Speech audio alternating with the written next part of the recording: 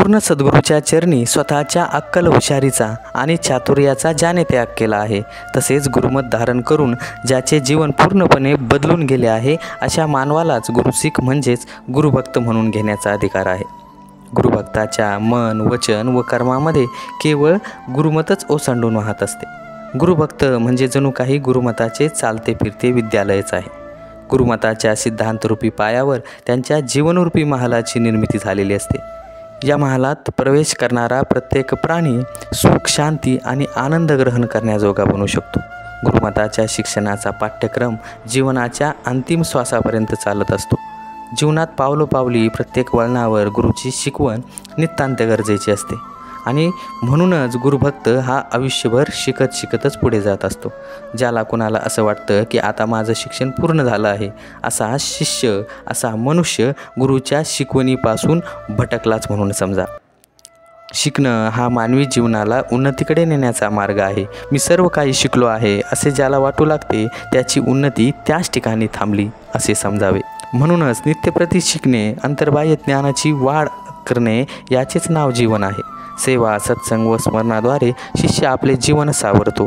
गुरुमुखातून निघालेली अमृततुल्य वचनं जीवनात धारण करण्यासाठी शिष्य सदैव तयार असतो. जो मानव या दैवी ज्ञानरूपी सागरामध्ये निरंतर डुबून असतो आणि दैवी ज्ञानाचे दिव्य गुण आपल्या मर्यादित आयुष्यात ग्रहण करतो, तोच परमानंद प्राप्त करतो. गुरु आणि शिष्य याला जोडणारी तार म्हणजे गुरुकडून प्राप्त होत असलेले ज्ञान होय. हे ज्ञान जगात कुठल्याही विद्यालयात अथवा संस्थेत प्राप्त होत नाही. अशा या ज्ञानाचं नाव आहे ब्रह्मज्ञान. भौतिक ज्ञान हे एखाद्या विषयावर किंवा एखाद्या ठराविक बाजूंवर प्रकाश जोड टाकते, परंतु ब्रह्मज्ञान माणसाला पूर्णत्वाकडे नेते. जेव्हा ब्रह्मज्ञान कर्माद्वारे व विचाराद्वारे आपल्या जीवनात प्रकट होते आणि गुरुने दिलेले 5 प्रण जीवनात धारण केले जातात, तेव्हा आपला इहलोक सुखी आणि परलोक सुलभ होतो. जगामध्ये सदाचारी, प्रामाणिक आणि नीतिमत्तेचं पालन करणारे पुष्कळ लोक आहेत, परंतु प्रत्येक सदाचारी हा गुरुभक्त असतोच असे नाही. मात्र गुरुभक्त हा सद्गुरूच्या कृपेने सदाचारी असतो आणि दैवी गुणांची जोपासना करणाराही असतो. प्रत्येक कर्माचा कर्ता हा सद्गुरू निराकार आहे असे जो मानतो तोच वास्तविक भक्त म्हणावा. आत्मिक प्रकाशात केलेले प्रत्येक कर्म हे आपल्याला व दुसऱ्यालाही सुखदायी आणि आनंद देणारे असावेत. गुरुभक्त हा या निराकार परमात्म्याची अनुभूती प्रत्येक श्वासाला करत असतो. जसजसे त्याचे प्रेम या विशाल सत्तेबरोबर वाढत जाते, तसतसे या निराकार सद्गुरूचे गुण त्याच्यात प्रवेश करत असतात. सद्गुरूच्या गुणांचा थोडासा जरी अंश शिष्याच्या जीवनात आला तरी तो विशालता, निर्भयता, मधुरता, दया, करुणा यासारखे ईश्वराचे दिव्य गुण प्राप्त करत असतो. शिष्याच्या जीवनाचा आधार सद्गुरू निराकार असतो. त्याची भूमिका आणि व्यवहार स्वच्छ आणि स्पष्ट असतात. तो नम्र स्वभावाचा, मधुरवाणी बोलणारा असतो आणि प्रेमळ हृदयाचा असतो. त्याचा स्वतःच्या मनावर पूर्ण संयम असतो. जर मनाला आत्म्याचा लगाम असेल तर बोलण्यावर आपोआपच संयम येतो. मन जर विवेकी असेल तर मुखातून विचारपूर्वकच बोल निघतील. म्हणून शिष्याचे मन प्रेमाने भरलेले असते. त्याच्या मुखातून प्रेमळ व मधुर वचनं निघतात. त्यामुळे ऐकणाऱ्यालाही मानसिक समाधान व शांती मिळते. अशा भक्तांबाबत संत कबीर म्हणतात की मिठी वाणी बोलिये मन का आपा खोय, औरन को शीतल करे आप भी शीतल होय. गुरुभक्तांची वाणी अत्यंत गोड व आशीर्वादाने भरलेली असते. दुःखितांच्या हृदयावर मलमाचे काम करते. आपल्या मधुर वाणीने ते सगळ्यांना आपलंसं करत असतात. प्रेमळ भाषेने सर्वांच्या हृदयावर ते राज्य करत असतात. गुरुभक्ताच्या प्रेमाचं स्वरूप फार विशाल असतं. तो आपले प्रेम आपल्या कुटुंबापुरते आणि नातलगापर्यंत सीमित ठेवत नसून प्रत्येक मानवमात्राविषयी प्रेमभाव बाळगतो.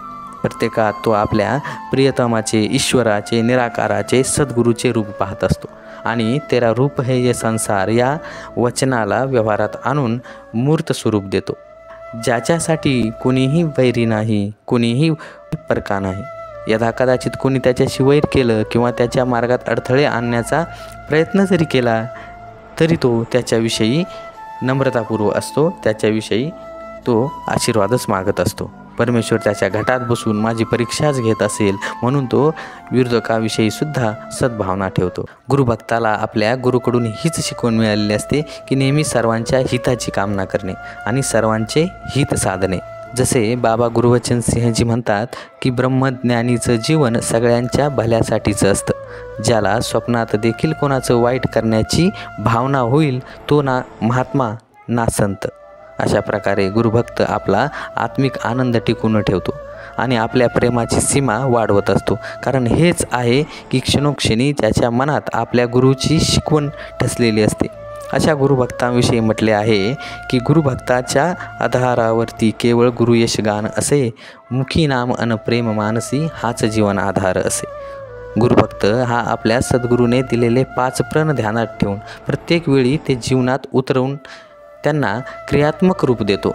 तन मन धनरूपी शक्तींना सदैव सेवा सत्संगात लावतो आणि त्या शक्तीचा स्वीकार परमेश्वराने केला याबद्दल परमेश्वरालाही धन्यवाद देतो. नामस्मरणाद्वारे तो निराकार ईश्वराची आपले संबंध दृढ करत असतो आणि आत्मिक रूपाने इतका बलवान होतो की कितीही दुःख घटना असो, आणीबाणीची परिस्थिती असो, त्या प्रसंगी त्याची मनस्थिती एकरस असते. कोणताही प्रसंग असो त्या स्थितीतही तो आपल्या सद्गुरूचे आभारच मानत असतो. जीवनातील चढ उतार, सुखदुःखात वियोग संयोग या निराकार ईश्वराशी तो सहजगत्या जोडलेल्या असल्याने सहजावस्थेत राहतो. मान अपमानाला तो काहीही एक स्थान देत नाही. सुखदुःख दोनों समकर जाने और मान अपमाना अशी त्याची स्थिती असते. कोणी आदर सत्कार केला किंवा सेवा केली तर गुरुभक्त तो सन्मान सद्गुरूचा आहे असं समजतो आणि कुणी अपमानही केला तरीही आपलीच शिक्षा आपल्याच कर्माचे फळ असं म्हणून स्वीकारतो. गुरुभक्तांची अशी विचारसरणी असते, त्यामुळे तो सूक्ष्म अभिमानापासून स्वतःचा बचाव करू शकतो. कोणी कितीही प्रशंसा जरी केली तरी तो आपली पात्रता आपले अवगुण जाणत असतो आणि सद्गुरू निराकाराची कृपादृष्टी आणि त्याचं अस्तित्वच ध्यानात ठेवतो. खरं तर हा मानसिक संघर्ष फार कठीण आहे, परंतु असंभव नाही. म्हणून एक गोष्ट नेहमी लक्षात ठेवली पाहिजे की मी एक थेंब आहे आणि माझा सद्गुरू हा महासागर आहे.